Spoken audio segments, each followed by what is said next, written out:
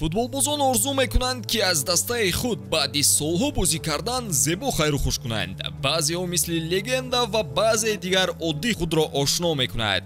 ана ҳолатҳое ҳам ба чашм мерасад ки футболбозон бо сабаби маҷбуран тарки даста мекунанд.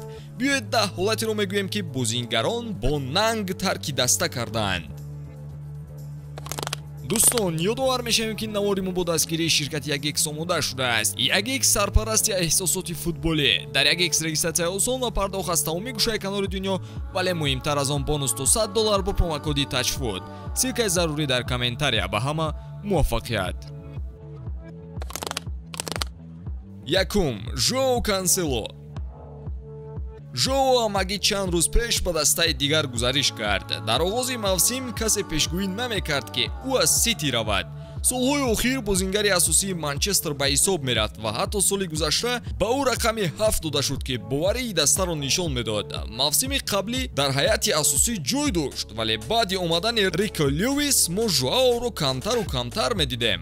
хулоса ӯ бозингари ҳайати дуюми даста шуду баъдан бум. дар равзанаи гузаришии зимистона Кансело рафтан хосту Сити ҳатто кӯшиши боздошташро накард. дастаи олмонии Бавария ӯро ба иҷора бо дарназардошти харид гирифт. Кансело ба Сити дигар намеравад. ин тавре ки мо мунтазири тарки даста кардани Кансело будем нашуд. акнун ба дигар тарафи Манчестер мегузарем. дуюм, Криштиану Роналдо. мо шоҳид будем чӣ хел Роналдо бори дигар ба Манчестер шомил шуд. аз як тараф шояд дар Ювентус боқӣ мондан барои Роналдо беҳтар буд. сармураббии нави даста аллакай аз бозии сеюми мавсим ӯро дар захира мегузошт. сараввал ин танҳо хабари сомонаҳо буд, вале нофаҳмиҳо дар тарки майдон кардани Роналдо пеш аз хотимаи бозӣ бо Тоттенхэм шуд. ин амал Роналдоро аз бозӣ кардан муқобили Челси маҳрум сохт. сармураббӣ ба одати легендаҳо низ ҷиддӣ назора мекард. аламовар ҳамин шуд ки даста бидуни Роналдо бозии хубтар нишон медод. хулоса Роналдо дар Юнайтед замони зиёде намонд. ӯ дар талоши тарки даста кардан буд ва баъдан боз бум. вақте даста пеш аз ҷоми ҷаҳон ба истироҳат рафт, Роналдо интервюи аҷибе доду роҳбарият, сармураббӣ, мураббии собиқ ва коргарони Юнайтедро танқид кард. агар он интервюро тамошо карда бошед, мефаҳмед ки ин анҷоми кор буд. Роналдо пеш аз анҷоми шартнома девҳои сурхро танҳо гузошт. сеюм, Лукаку. соли 2021 баъди дубора ба Челси омадан, Лукаку бо харҷе ки кард, рекорди ҷадидро ба номи худ навист. вале он омадани серсару садо ба бадтарин трансфери солҳои охир табдил ёфт. Лукаку ҳолати баде дар Челси дошт ва ҳатто бо сармураббӣ рӯбарӯ шудан намехост. ӯ низ интервюе дод ки таърифу тавсифи Интеро доро буд ва ин ба хубӣ поён наёфт. ин албатта он маблағҳои сарфкардаи Челсиро ҷавоб дода наметавонист ва бо ҳамин сабаб ба дастаи қаблияш Интер равона шуд.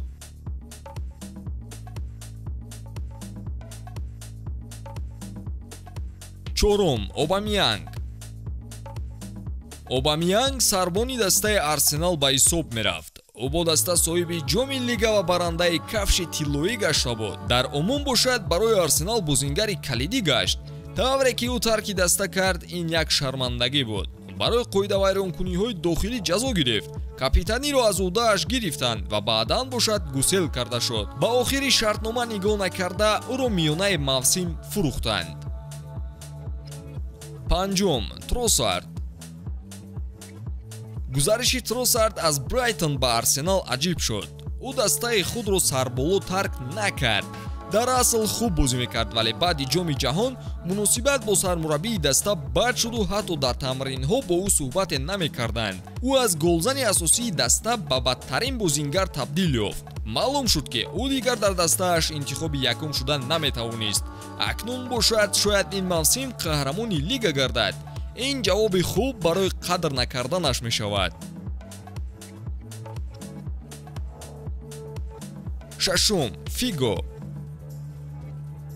гузариши Фиго аз Барселона ба Реал Мадрид соли 2000 мушкилиҳои ҷиддӣ ба бор овард. рафтани ӯ асосан интихоби худаш набуд, вале мухлисон ҳақиқатро баҳо доданд. дар Каталония ҳамчун хиёнаткор ном баровард. Аз ҳама ҳолати аҷиб дар бозии аввали ӯ муқобили Барса рӯй дод, вақте ӯро бо садоҳои баланд бозикунӣ намедоданду баъдан ҳар гуна ашё ва каллаи хугро ба сӯяш ҳаво доданд. мухлисон хиёнатро қабул надоранд. ҳафтум, Эммануэл Эдебайор. хурсандии Эдебайорро дар голи задааш ба дарвозаи Арсенал ба ёд доред? Ин гӯё барқасди аз Арсенал рафтанаш соли 2009 буд. ӯ гуфта буд ки Арсен Венгер маҷбуран аз даста пеш карда будааст.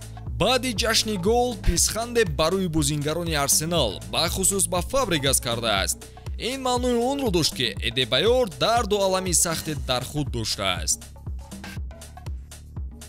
ҳаштум, Балотелли.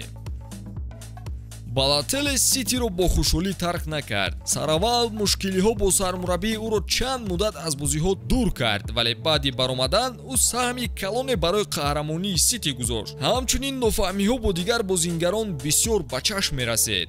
ин ба бозингар фишори зиёд дод ва Балотелли миёнаи мавсим ба Италия баргашт. нуҳум, Дмитрий Пает.